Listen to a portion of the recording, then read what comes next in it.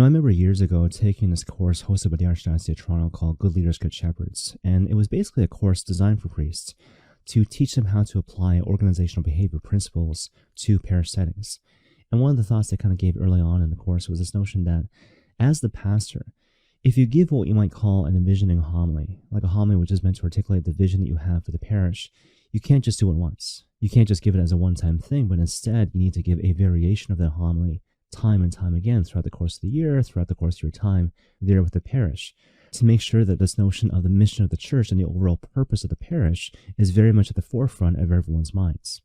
And so given all that, I thought I might give a version of a homily that I've given before, actually, typically in the context of retreat settings, articulating the mission and vision of the church, based on this really great book by Sherry Weddell called Forming Intentional Disciples.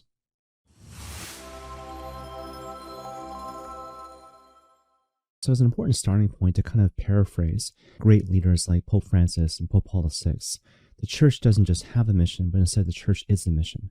So in terms of what we do as a parish community, what we do as a universal church, everything is meant to be in service of the overall mission of the church, which in turn begs the question, what's the mission of the church? Well, essentially, if you look at the Gospel of Matthew, particularly the Great Commission, what you discover is that the mission of the church is to make disciples of all nations, to make other Christs in this world, beginning with ourselves. But again, to bring it back to Sherry Weddell's book, the whole point is that you can't skip steps. When it comes to discipleship building, again, you can't skip steps, but instead you need to respect the process in terms of building a particular person, again, beginning with yourself, to the level of full intentional discipleship. So given all that, what I want to do at this point is kind of walk you through these different steps articulated by Sherry Weddell and making certain kind of comments with regards to each particular step. And so first of all, to kind of kick things off, Sherry Weddell talks about the notion of trust. And so the whole idea here is that certain things are important, certain things are less important.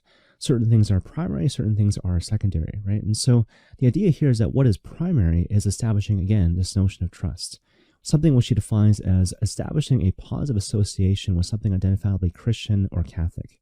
And you see, practically speaking, what this means is that, again, when it comes to the notion of evangelization or trying to draw a particular person back to the Lord, we need to make sure, for example, that they trust us, that they like us, that they feel safe in our presence.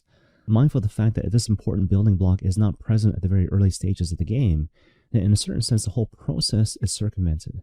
So again, we need to put the absolute priority on establishing a sense of trust, again, defined as this positive association with something identifiably Catholic or Christian. Okay, but that brings us to the second step, which Sherry Weddell talks about in terms of curiosity. And I think what you notice here with regards to this particular step is that it merely implies, well, precisely that, curiosity. Not necessarily an openness to change, but I'm merely curious about the Christian thing. And so obviously it begs the question, what can we do to grease the wheels when someone is at this particular stage? Well, what comes to mind, quite honestly, is this notion that evangelization involves two sides of the same coin. The positive aspect, but also the negative aspect. Now, certainly I think a lot of us kind of remember the negative aspect, right? So to point out certain things in the culture which are incompatible with the gospel truth. So hopefully that goes without saying.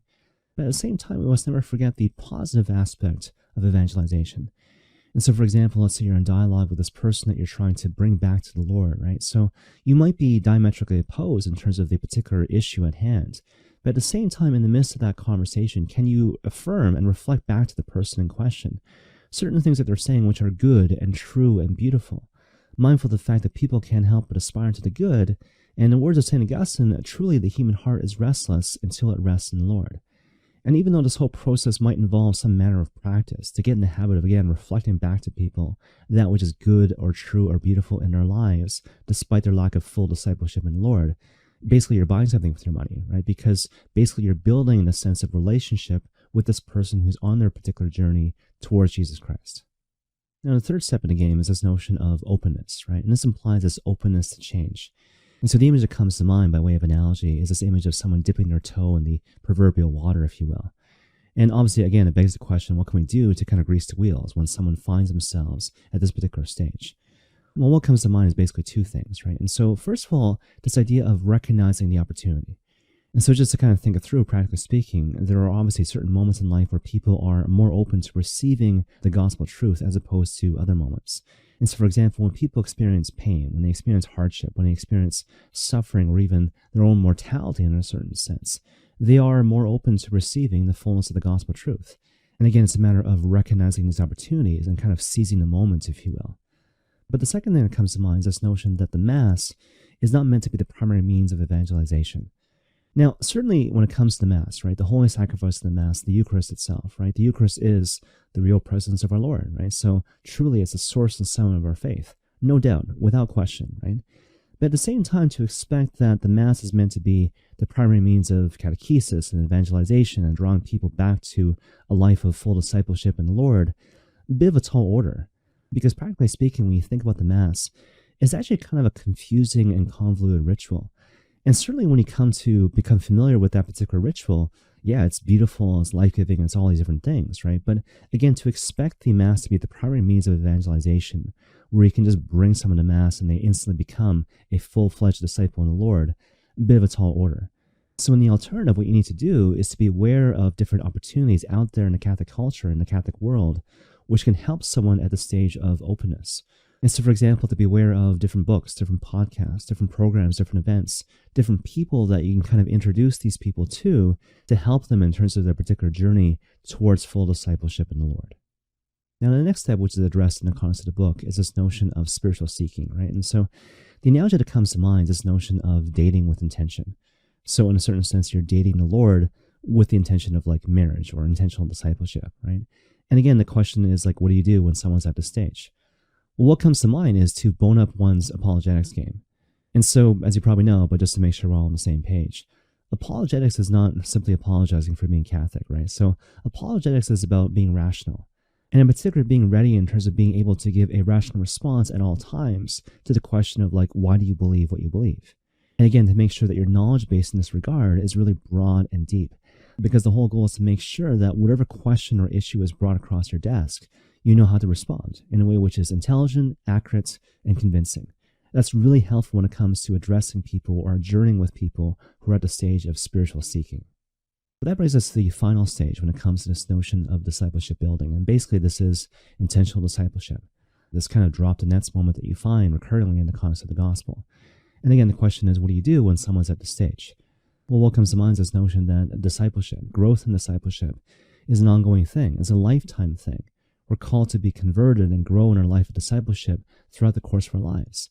And you see, practically speaking, what this means is that when it comes to your story, your vocation story, your journey with the Lord, it shouldn't be overly simplistic, right? It shouldn't be like, a long time ago I was involved in like nefarious stuff, sin, debauchery, and all these different things, but then I found the Lord and now I'm this.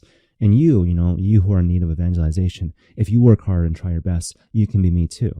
That should never be your story, right? Because what's missing there is this notion of, again, ongoing growth and discipleship. The Lord calls all of us constantly to participate more fully in this blessed life, which means I constantly need to grow and change and stretch and be transformed. And insofar as I'm clear about that, it protects me from egotism. It protects me from arrogance and condescension. But instead, there's a sense of solidarity. We are together in terms of journeying together in the Lord to receive the fullness of that which He wants to give to us. A process, again, which involves an entire lifetime. Okay, one final note, and I'll kind of end with this. And so I remember years ago when I first took possession of this particular parish assignment, St. James, St. Mary's, and St. Francis Xavier, I made it a point to invite our different parish leaders with regards to our different parish groups to come in and just like chat, to talk about their different groups, to talk about, purpose and mission and how all these things fit together in terms of the parish community, in terms of what we're trying to build, in terms of, the mission of the church. But what occurred to me recently was that instead of focusing exclusively on communicating these different thoughts and ideas to our parish leaders, I might share these thoughts with the entire parish community just to make sure we're all on the same page. And so basically what I said to our parish leadership many years ago was this notion that coming out of COVID lockdown, the world and the church have been changed forever. And so, for example, back in the day, there may have been a time where we could say to people, especially when it comes to parish life, do this because it's your duty, or do this because it's your obligation. But the thing I want to press upon you is that that particular approach to evangelization and trying to draw people back to the Lord has largely been drained of its convincing power, again, in a post-COVID world. And so what's required is to convince people that we bring value to their lives, right? And so the whole idea is that when people think of the church, when people think about parish life, if they don't perceive a value in terms of what we do, they won't come. They won't commit their lives to the mission. And practically speaking, this means that we need to change our approach. And so, for example, the call to mission, the call to evangelization, can't simply be reduced to this invitation to simply come to the party, So, for example, you can put up all sorts of posters. You can make all sorts of announcements from the bulletin and from the pulpit even. But at the same time, once people arrive at the party, the question is, what's the party like? And if people aren't convinced that the party adds value to their lives, well, then they'll stop coming, if they even come to begin with. But you see, here's the other thing. We need to raise the bar. We need to convince people that what we do here as a parish, what we do here as a church, is worth your time, it's worth your effort, it's worth your life. And so, for example, maybe it's just me, but too often what I hear is some variation of this. Come join our parish, come join our group, and recognize that the bar is set pretty low, right? So you don't have to give very much time, you don't have to invest very much effort, maybe just pay your dues, and we're happy to have you, right? I want to suggest to you that that's not a really convincing approach when it comes to evangelization and inviting people to participate in the mission. And so even though this might sound kind of counterintuitive, I would suggest that the real approach should be not so much lowering the bar, but instead raising the bar. Show people that what we're doing requires sacrifice, requires effort, but it has enormous value. And so something like this, right? Like, even though I know that you're really busy, because we're all busy, right? The invitation is, come join us. Come join us in this beautiful thing that we're doing, this beautiful thing that we're building together. And it's going to require time. It's going to require effort, no doubt. Anything of real value requires both of those things. And in fact, just to kind of up the ante, it's going to require the gift of your entire life. But the thing I want to press upon you is that it's worth it. It's worth it. And you'll come to experience a peace and a joy and a sense of purpose and meaning and dynamism that you've never experienced before in your entire life. The very thing for which your heart is searching. Now, when you hear that, you might think to yourself, well, gosh, that's not my experience of the faith on an individual level and certainly on a parish level.